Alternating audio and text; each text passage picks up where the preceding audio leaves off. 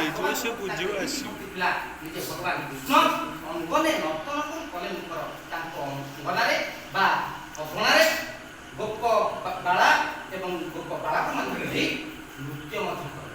ଅଙ୍ଗନେ ନର୍ତ୍ତନ କଲେ ମୁଖର ସେ କବି ଜଣକ କିଏ ନା ତାଙ୍କ ଚରିତ୍ର ଥିଲା ବହୁତ ଉତ୍ତର ପବିତ୍ର। ତାହାଙ୍କ ପୁତ୍ର